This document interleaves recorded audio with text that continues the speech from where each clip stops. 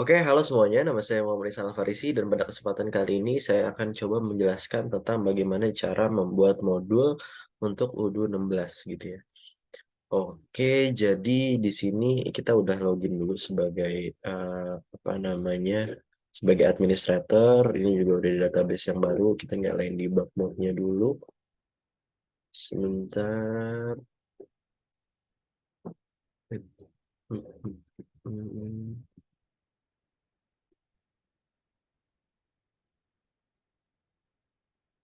Kita coba install satu modul dulu.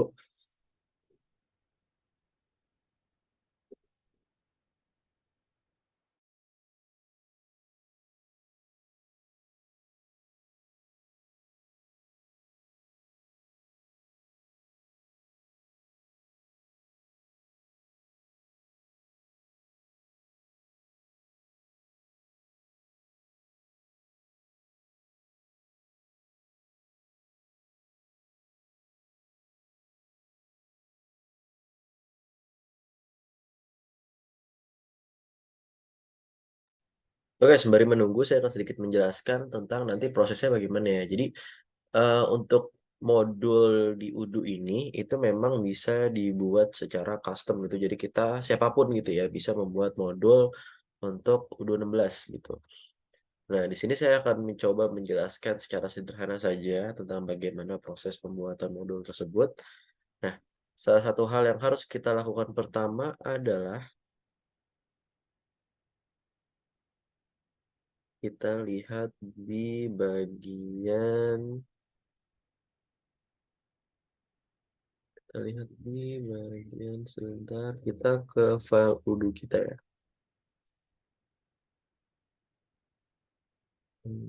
Di sini kita ke Udu.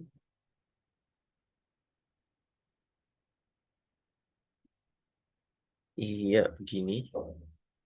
Ke server, terus Udu, nanti kita akan membuat file di sini gitu ya. Tapi ya dengan melalui terminal gitu ya.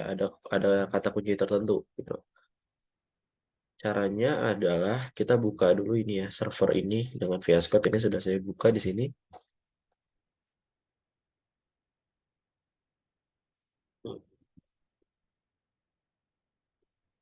Ya, udah di sini kita dibuka server ya. Selanjutnya adalah kita di sini akan ke terminal. Ini terminal.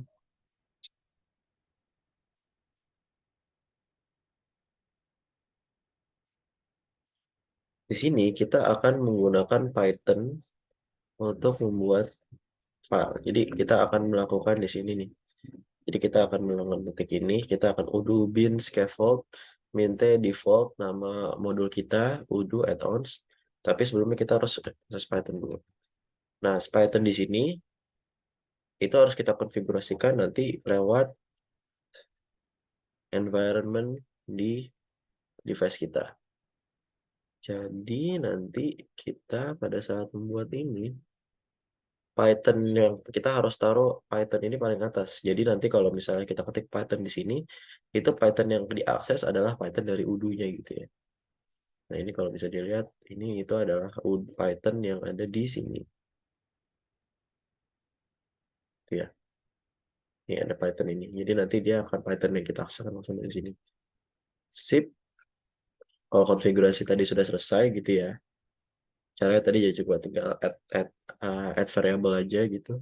Nanti kalau misalnya udah selesai, kita kembali ke server lagi di sini kita ketik Python, terus kita copy ini nih udo bin scaffold minta default nama modulnya udo atau kita ketik di sini, terus kita masukin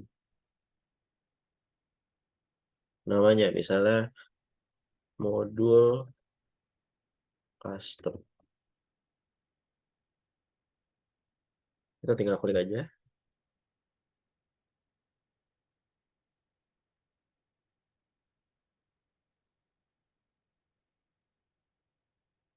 Sebentar ada sedikit masalah.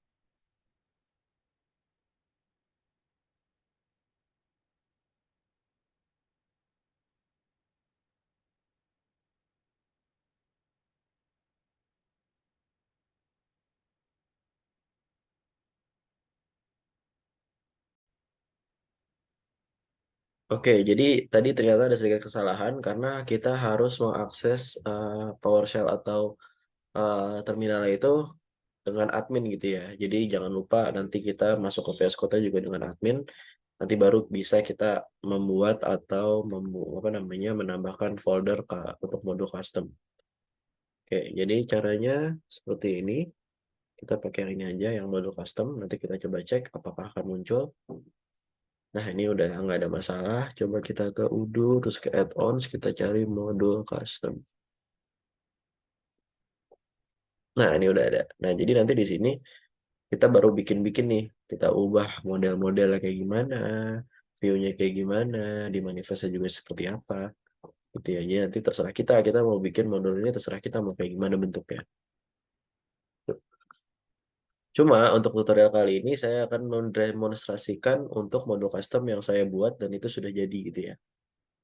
Di sini saya bikin dengan nama saya sendiri Muhammad Ihsan Alfarisi. Kita coba buka untuk manifest terlebih dahulu. Nah, jadi di manifest ini itu berisi tentang penjelasan terkait modul custom yang sudah kita buat. Jadi ini namanya Muhammad Ihsan Alfarisi, summary-nya intinya dan description-nya ini modul untuk membuat schedule gitu ya, dikembangkan oleh My Company. Ya, ini apa namanya tulis-tulisan saja. Intinya nanti modul ini kita bisa bikin objek baru yang isinya itu ada. Nah, isinya ada apa? Itu kita lihat bisa di model ya. Jadi pertama untuk manifest ini tentang penjelasan, untuk model itu nanti objek apa nih yang kita gunakan di modul ini. Saya hanya menggunakan satu objek yaitu objek Muhammad Ihsan Alfarisi. Itu isinya nanti ada nama, ada description, dan ada time. Jadi intinya nanti kita yang menggunakan modul ini bisa membuat satu objek yang berisi tentang jadwal-jadwal kita gitu ya, scheduling kita. Dari nama schedulingnya, terus kita isi deskripsinya bakal ada apa aja, nanti isi time waktunya gitu ya, dari hari dan jamnya gitu. Sederhananya hanya seperti itu. Nah, terus di sini di views-nya itu ada nanti tampilannya gimana nanti pasti udah ya. Ini untuk formnya, terus nanti ada actionnya dan lain-lain gitu ya. Nah, ini untuk views-nya. Nah, ini untuk field di formnya gitu ya. Nanti kita bisa lihat, nanti kita coba deskripsi demonstrasikan. Sudah selesai, kira-kira seperti itu ya isinya. Jadi kita, karena ini modulnya cukup sederhana, jadi saya cuma ngedit models, views, dan manifest. Dan saya juga menambahkan satu folder gitu ya. Satu folder yang isinya itu iconnya. Decision icon nanti akan otomatis, secara otomatis nanti akan menjadi icon dari modul yang kita buat gitu ya. Static, di dalam static ada folder description, icon PNG gitu. Itu menu itemnya kita ubah di sini juga nih. Static description icon PNG. Ya, kurang lebih seperti itu ya. Jadi nanti teman-teman kalau mau buat itu coba pakai kata ini ya, kode ini nanti Python, terus kita ini Python terus nanti begini. Terus habis itu mulai edit-edit gitu ya dari modelnya, terus coba views-nya diedit, terus juga nanti ada manifestnya penjelasan tentang modulnya gitu ya. Nanti kalau udah kita coba install. Nah, setelah kita selesai di sini, jangan lupa kita save semuanya ya. Kita save all, terus nanti kita coba hentikan udo server kita stop. Untuk memastikan bahwa semuanya nanti akan terreload ulang gitu ya. Nanti kita start lagi, udah running, kita coba masuk ke database kita, ke Udo kita. Sebagai admin, kita reload sekali lagi.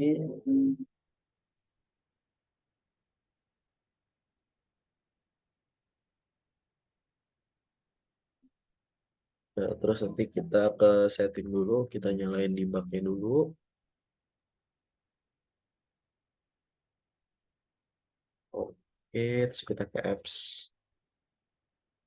Kita coba selamat.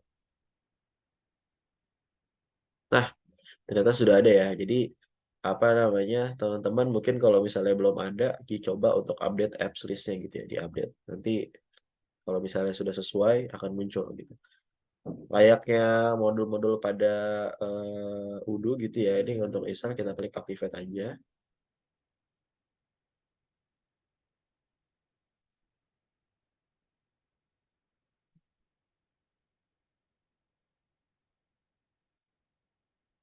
Nah, ini udah selesai. Di sini belum ada. Nah, untuk mengakses modul yang kita buat tadi, kita harus menjadi super user. Kita nyalain dulu become super user-nya. Oke, udah nyala.